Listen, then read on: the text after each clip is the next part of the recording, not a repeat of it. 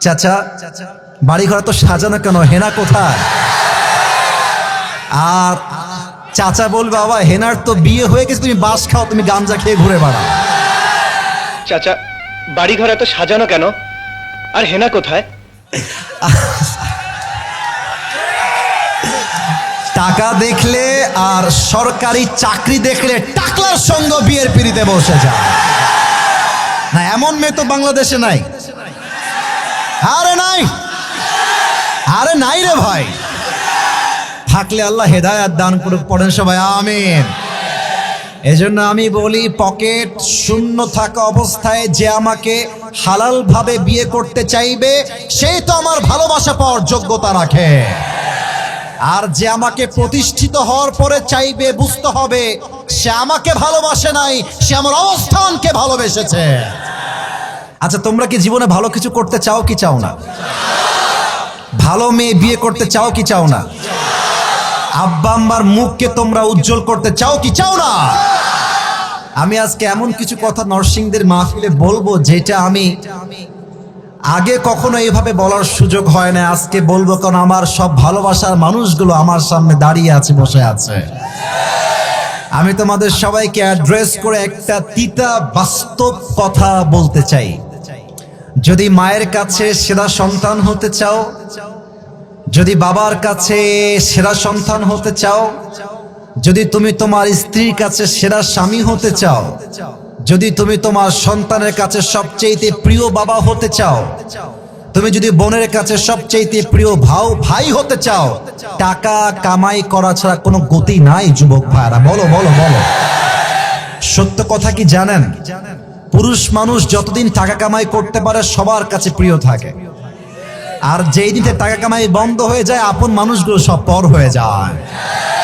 এজন্য আমি সবাইকে বলবো সময় থাকতে টাকা কামাই করো হালাল ভাবে, অনেক বেশি ব্যবসা করো, চাকরি করো, উদ্যোগ নাও, প্রতিষ্ঠিত হও জীবনে।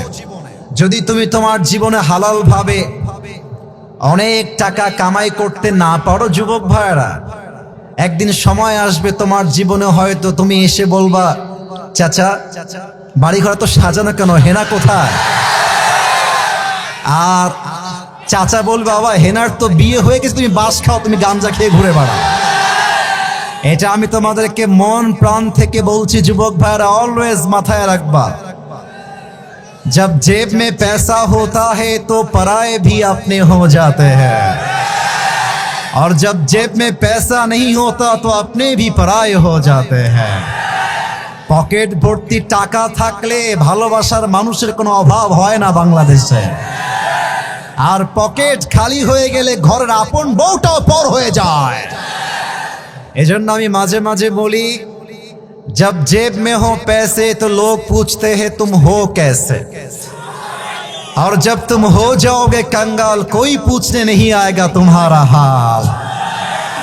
পকেট ভর্তি টাকা বলবে হাউ আর ইউ, কেমন আছেন ভাইয়া আপনি, আর যখন পকেট খালি বলবে হু আর ইউ, তুমি কে, তোমাকে তো চিনতে পারছি না ভাই আমি। এই পুরো দেশটাই হচ্ছে টাকার খেলা। এই টাকার জন্য হাজার হাজার যুবক তার পছন্দের মেয়েকে বাংলাদেশে বিয়ে করতে পারে না, এবং এই টাকার জন্য আমি মেয়েদেরকে অসম্মান করে কথা বলছি না, সব মেয়েকে আমি আসিফ এক পাল্লায় মাপি না।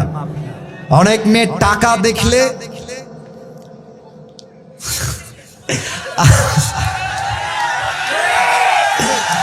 টাকা দেখলে আর সরকারি চাকরি দেখলে টাকলার সঙ্গে বিয়ের পিড়িতে বসে যায় না, এমন মেয়ে তো বাংলাদেশে নাই। আরে নাই, আরে নাই রে ভাই। থাকলে আল্লাহ হেদায়েত দান করুক, পড়েন সবাই আমিন। এজন্য আমি বলি পকেট শূন্য থাকা অবস্থায় যে আমাকে হালাল ভাবে বিয়ে করতে চাইবে সে তো আমার ভালোবাসা পাওয়ার যোগ্যতা রাখে, আর যে আমাকে প্রতিষ্ঠিত হওয়ার পরে চাইবে বুঝতে হবে সে আমাকে ভালোবাসে নাই, সে আমার অবস্থানকে ভালোবেসেছে। আল্লাহ যুবক ভাইদেরকে হালাল ভাবে বেশি বেশি ইনকাম করার তৌফিক দান করুক, পড়েন সবাই আমিন। 2 নাম্বার কথা বলতে হলে একটা প্রশ্নের উত্তর দেওয়া লাগবে। আপনাদের বউ আছে? কার কার একটু হাত তুলেন তো, বউ আছে? বউ আছে? আচ্ছা, হাত নামান, হাত নামান। আপনাদের বউ নাই কার কার, তারা একটু হাত তোলেন। স্যার কোথায়? কি অবস্থা এটা? কারো বউ নাই? এ আমি বিশ্বাস করি না। মিথ্যা না সত্যি? সত্যি সত্যি সত্যি। আচ্ছা, হাত নামাও, হাত নামাও, হাত নামাও। আল্লাহ, আমার কলিজার টুকরা যুবক ভাই সবাইকে তুমি দিনদার নেককার বউ দিয়ে দাও। পড়েন সবাই আমিন। যারা আমিন কয় নাই তারা কেউ বউ পাবে না। আরে জোরে সোরে কোন সবাই মিলে আমিন। শেষ message for all the youngsters, for all the young people. চরিত্র রক্ষা করতে চাইলে কম্বল দিয়ে, ল্যাপ দিয়ে চরিত্র রক্ষা করা যাবে না, বউ দিয়ে চরিত্র রক্ষা করতে হবে। আমি আমার আব্বাজানদেরকে বলবো, আব্বাজান, আমার কলিজার টুকরা যুবক ভাইদেরকে সঠিক সময়ে বিয়ে না দিলে যেমন সুবার চরিত্র নষ্ট হয়ে গিয়েছে, যুবকদের চরিত্র নষ্ট হয়ে যাবে। আল্লাহ যুবকদেরকে সঠিক বয়সে বিয়ে করার তৌফিক দান করুক। পড়েন সবাই আমিন।